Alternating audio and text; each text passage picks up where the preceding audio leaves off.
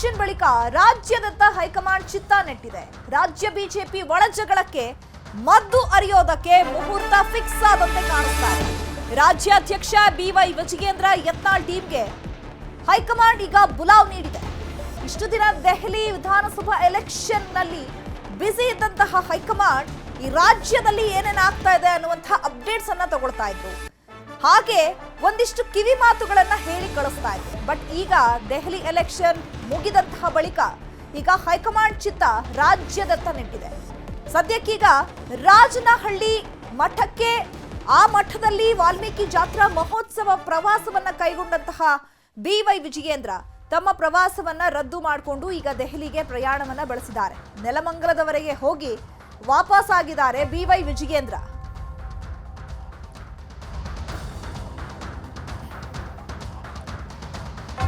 ಈ ಬಗ್ಗೆ ಮತ್ತಷ್ಟು ಮಾಹಿತಿಯನ್ನು ಕೊಡ್ತಾರೆ ನಮ್ಮ ಪ್ರತಿನಿಧಿ ಕಾರ್ತಿಕ್. ನೇರ ಸಂಪರ್ಕದಲ್ಲಿ ಜಾಯ್ನ್ ಆಗಿದ್ದಾರೆ. ಕಾರ್ತಿಕ್, ಈಗ ದಾವಣಗೆರೆ ಪ್ರವಾಸವನ್ನ ಕೈಗೊಳ್ಳಬೇಕಾದಂತಹ ಬಿವೈ ವಿಜಯೇಂದ್ರ ಈಗ ಅರ್ಧಕ್ಕೆ ಮೊಟಕುಗೊಳಿಸಿ ದೆಹಲಿಗೆ ಪ್ರಯಾಣವನ್ನ ಬೆಳೆಸಿದ್ದಾರೆ. ಸೊ ಈ ದೆಹಲಿಗೆ ಬುಲಾವ್ ನೀಡಿರುವಂತಹ ಮರ್ಮ ಏನು, ಸೀಕ್ರೆಟ್ ಏನು, ಏನಾಗಬಹುದು?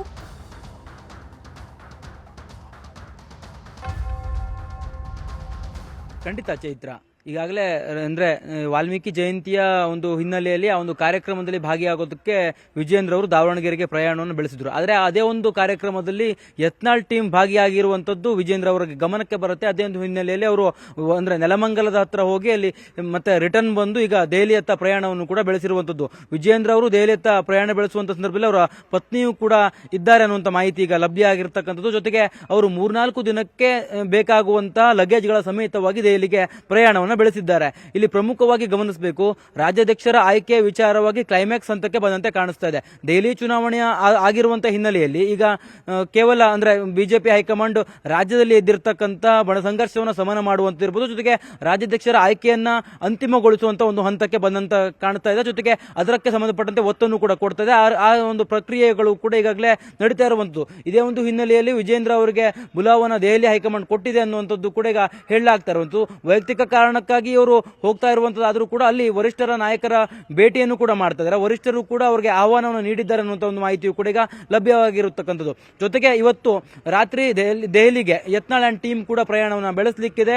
ಯತ್ನಾಳ್ ಆಗಿರ್ಬೋದು, ಕುಮಾರ್ ಬಂಗಾರಪ್ಪ ಆಗಿರ್ಬೋದು, ಇವರೆಲ್ಲರೂ ಕೂಡ ಇವತ್ತು ಒಗ್ಗಟ್ಟಾಗಿ ದೆಹಲಿಗೆ ಪ್ರಯಾಣವನ್ನು ಬೆಳೆಸಲಿಕ್ಕಿದ್ದಾರೆ. ಜೊತೆಗೆ ನಾಳೆ ಅಲ್ಲಿ ಅಂದ್ರೆ ಕೇಂದ್ರ ಸಚಿವರಾಗಿರ್ತಕ್ಕಂಥ ಸೋಮಣ್ಣ ಅವರ ನಿವಾಸದಲ್ಲಿ ಪೂಜಾ ಕಾರ್ಯಕ್ರಮದಲ್ಲೂ ಕೂಡ ಅವರು ಭಾಗಿಯಾಗ್ತಾರೆ. ಅದಾದ ನಂತರ ದೆಹಲಿಯಲ್ಲಿಯೂ ಕೂಡ ಒಂದು ಸಭೆಯನ್ನು ಮಾಡಿ ಸಭೆಯ ಬಳಿಕ ಫೆಬ್ರವರಿ 12ರವರೆಗೂ ಕೂಡ ಅವರು ದೆಹಲಿಯಲ್ಲಿ ವಾಸ್ತವ್ಯ ಹೂಡಲಿಕ್ಕಿದ್ದಾರೆ. ಅಲ್ಲಿ ಪ್ರಮುಖವಾಗಿ ಜೆ.ಪಿ. ನಡ್ಡಾ ಆಗಿರ್ಬೋದು, ಅಮಿತ್ ಶಾ ಆಗಿರ್ಬೋದು, ಇವರೆಲ್ಲರನ್ನು ಕೂಡ ಭೇಟಿಯಾಗುವ ಸಾಧ್ಯತೆಗಳು ಕೂಡ ಇರ್ತಕ್ಕಂಥದ್ದು. ಯಾವಾಗ ದೆಹಲಿಗೆ ಯತ್ನಾಳ್ ಅಂಡ್ ಟೀಮ್ ಮತ್ತೊಮ್ಮೆ ಹೋಗೋದಕ್ಕೆ ಸಿದ್ಧತೆಯನ್ನು ಮಾಡ್ಕೊಂಡಿದೆಯೋ ಅದೇ ಒಂದು ಹಿನ್ನೆಲೆಯಲ್ಲಿ ದೆಹಲಿಗೆ ಯತ್ನಾಳ್ ಟೀಮ್ ಹೋಗಿ ಅಲ್ಲಿ ವರಿಷ್ಠರನ್ನ ಭೇಟಿಯಾಗುವ ಪೂರ್ವದಲ್ಲಿ ತಾನು ವರಿಷ್ಠರನ್ನ ಭೇಟಿಯಾಗಬೇಕು ಅನ್ನುವಂತ ನಿಟ್ಟಿನಲ್ಲಿ ವಿಜಯೇಂದ್ರ ಅವರು ಈಗ ದೆಹಲಿಯತ್ತ ಪ್ರಯಾಣವನ್ನು ಬೆಳೆಸಿದ್ದಾರೆ ಅನ್ನುವಂಥ ಒಂದು ಮಾಹಿತಿಯು ಕೂಡ ಸಿಕ್ಕಿರ್ತಕ್ಕಂಥದ್ದು. ಹಾಗಾಗಿ ಒಟ್ಟಿನಲ್ಲಿ ಬಿಜೆಪಿಯ ಬಣಸಂಘರ್ಷ ದಿನದಿಂದ ದಿನಕ್ಕೆ ತಾರಕಕ್ಕೆ ಇರ್ತದೆ. ಜೊತೆಗೆ ಸ್ವರೂಪಗಳು ಕೂಡ ಬದಲಾಗ್ತಾ ಇದಾವೆ.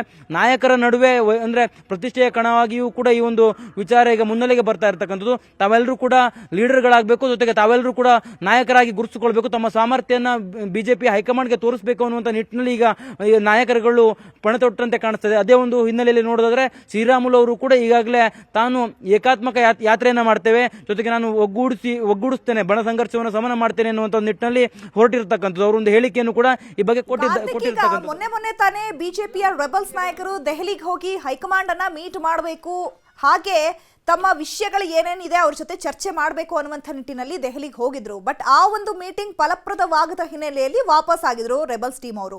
ಆ ಸಂದರ್ಭದಲ್ಲಿ ಯತ್ನಾಳ್ ಅವರು ಒಂದು ಹೇಳಿಕೆ ಕೊಡ್ತಾರೆ, ನಾವು ವಿಜಯದ ವಿಷಯವನ್ನ ತಗೊಂಡು ಬಂದಿದ್ದೀವಿ, ಸೊ ಎಲ್ರಿಗೂ ಕೂಡ ನಾವು ಹೇಳ್ತೀವಿ ಅಂತ ಹೇಳಿದ್ರು. ಬಟ್ ಈಗ ದೆಹಲಿಗೆ ಪ್ರಯಾಣ ಬೆಳೆಸ್ತಾ ಇರುವಂತದ್ದು ಹೈಕಮಾಂಡ್ ಕೊಟ್ಟಿರುವಂತಹ ಬುಲಾವ್ ಮೇರೆಗ, ಅಥವಾ ಇವರೇ ಹೋಗಿ ಹೈಕಮಾಂಡ್ ಅನ್ನ ಭೇಟಿಯಾಗಿ ಈ ರಾಜ್ಯಾಧ್ಯಕ್ಷ ವಿಚಾರವನ್ನ ಅಥವಾ ಬಿಜೆಪಿಯಲ್ಲಿ ಆಗುವಂತಹ ಬಡಮಡಿದಾಟಗಳನ್ನ ಹೇಳಬೇಕು ಅಂತ ಹೋಗ್ತಾ ಇರುವಂತದ್ದು? ಅಟ್ಲೀಸ್ಟ್ ಈಗ ಹೈಕಮಾಂಡ್ ಬುಲಾವ್ ಕೊಟ್ಟಿರೋದು ಒಂದು ಸಂದೇಶವನ್ನ ಕೊಡಬೇಕು ಅಂತಲಾ, ಅಥವಾ ಈ ಒಂದು ಬಣಬಡಿದಾಟಕ್ಕೆ ಕಡಿವಾಣ ಹಾಕಬೇಕು ಅಂತಾನ?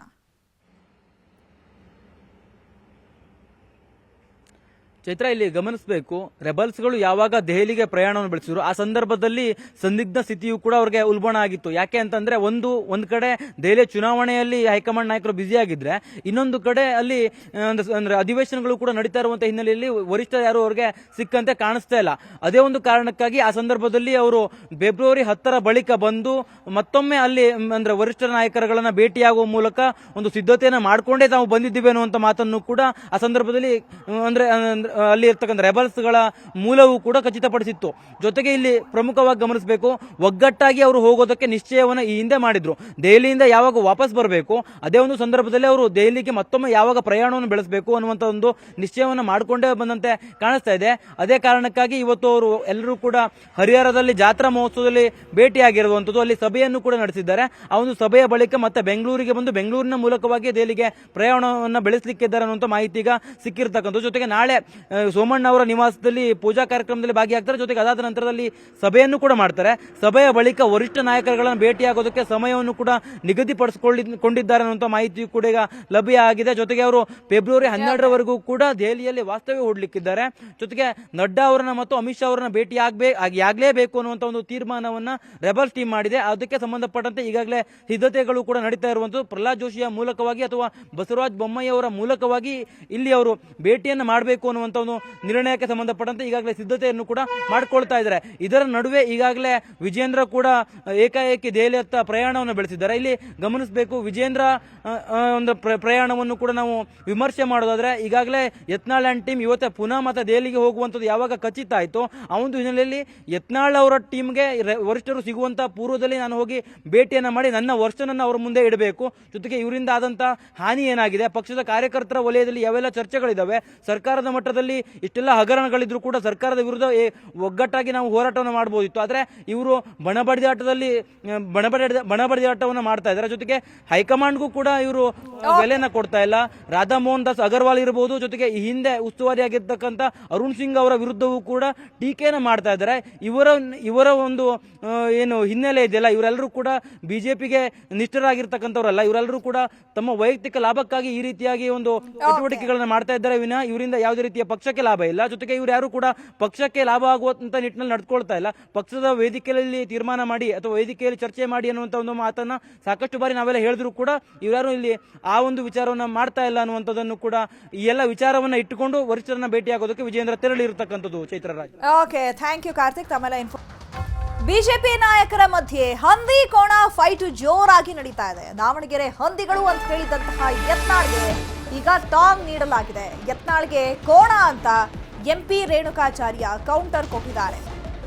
ಅಂದ್ರೆ ಬಿಜೆಪಿಯಲ್ಲಿ ಒಳ ಜಗಳ ಯಾವ ರೀತಿಯಾಗಿ ತಾರಕ ಕೇಳ್ತಾ ಇದೆ ಅಂತ ಹೇಳಿದ್ರೆ, ಇದು ಪಕ್ಷದ ಮೇಲೂ ಕೂಡ ಡ್ಯಾಮೇಜ್ ಆಗುವಂತಹ ಪರಿಸ್ಥಿತಿಗೆ ತಂದೊಡ್ಡಿದೆ.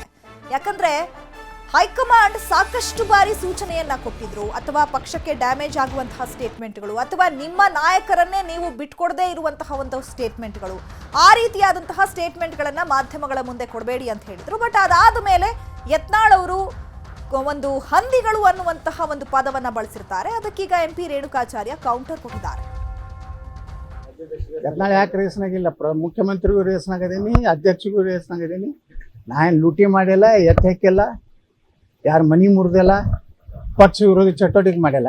ನಮ್ಮ ಪ್ರಯತ್ನ, ನಮ್ಮ ಹೋರಾಟ ಯಶಸ್ಸಿನತ್ತ ಹೋಗ್ತೀವಿ. ನಮ್ಮ ಕಾರ್ಯಚಟುವಟಿಕೆ ಮಾಡ್ತೀವಿ. ನೀವೇನು ಗಾಬರಿ ಆಗ್ಬೇಡ್ರಿ. ಕೆಲವೊಂದು ಹಂದಿಗಳು ಅದಾವಲ್ಲ, ಅವ್ರು ತೋರಿಸೋದು ಯಾಕೆ ತೋರಿಸ್ತೀರಿ?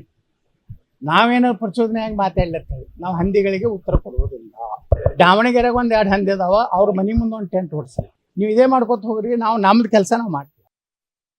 ಹಂದಿ ಅಂತ ಹೋಲಿಸ್ತೀಯ? ಆಯ್ತು, ಹಂದಿ ಅಂದ್ರೆ ಏನು? ವಿಷ್ಣುವಿನ ಅವತಾರ. ಹಂದಿ ಅಂದರೆ ವಿಷ್ಣುವಿನ ಅವತಾರದಲ್ಲಿ ಏನು ಕೆಲವೊಂದ್ಸರಿ ಈ ದೇವರು ಪ್ರಾಣಿಗಳ ಈ ನಾರಾಯಣ ನಾಯಿಗೆ ಅಂತ ನಿಯತಿ ಅಂತಾರೆ. ನಾಯಿಗಿರೋ ನಿಯತಿ ಯಾರಿಲ್ಲ. ವಿಷ್ಣುವಿನ ಅವತಾರವೇ ಮತ್ತೊಂದು ವರ ಹಂದಿ. ನಮ್ಮನ್ನೇ ದೇವರಿಗೆ ಹೋಲಿಸಿದೆಯಾ? ನಿನಗೆ ಧನ್ಯವಾದಗಳು ಬಸವಗೌಡ ಪಾಟೀಲ್, ದೊಡ್ಡ ಮನುಷ್ಯ. ನಿನ್ನ ಜೊತೆಗೆ ಮೂರ್ಖರ ತಂಡ ಇದೆ. ನಿನ್ನ ಜೊತೆಗೆ ಮೂರ್ಖರ ತಂಡ ಇದೆ. ಈ ಮಾರಿ ಕೋಣನ್ ಬಿಡ್ತಾರೆ ಹಬ್ಬಕ್ಕೆ, ಮಾರಿ ಹಬ್ಬಕ್ಕೆ ಚೆನ್ನಾಗಿ ಮೇಯಿಸ್ತಾರೆ. ಅದು ಬರೇ ಕೋಣ ಹೋಗಿ ಮಾರಿ ಕೋಣ ಆಗುತ್ತೆ. ಮಾರಿ ಕೋಣ ಆದಾಗ ಏನಾಗುತ್ತೆ, ಹಳ್ಳಿಗಳಲ್ಲಿ 5 ವರ್ಷಕ್ಕೆ 10 ವರ್ಷಕ್ಕೆ 15 ವರ್ಷಕ್ಕೆ ಕೋಣವನ್ನು ಬಲಿ ಕೊಡ್ತಕ್ಕಂಥ ಸಂಸ್ಕೃತಿ ನಮ್ಮಲ್ಲಿದೆ, ನಮ್ಮೆಲ್ಲ ಗ್ರಾಮೀಣ ಜನರಿಗೆ ಗೊತ್ತಿದೆ. ಆ ಬಲಿ ಕೊಡೋ ಮುನ್ನ ಅದಕ್ಕೆ ಎಣ್ಣೆ ಹಾಕಿ ಮಸಾಜ್ ಮಾಡ್ತಾರೆ, ಹಿಂಗೆ ಎಣ್ಣೆ ಹಾಕಿ ಹಾಕಿ ಹಾಕಿ ಹಾಕಿ ನೀವು ಅಂದರೆ ಚೆನ್ನಾಗಿ ಒಳಿಯು ಅಲ್ಲೆಣ್ಣೆ ಅಂದರೆ ಪಳ ಪಳ ಪಳ ಪಳ ಒಳಿಬೇಕು, ಹಂಗೆ ಮಸಾಜ್ ಮಾಡ್ತಾರೆ. ಆವಾಗ ಏನು ಮಾಡ್ತಾರೆ, ಉಪ್ಪಿನ ನೀರು ಕುಡಿಸ್ತಾರೆ. ಉಪ್ಪಿನ ನೀರು ಕುಡಿಸಿ ಬಲಿ ಕೊಡ್ತಾರೆ.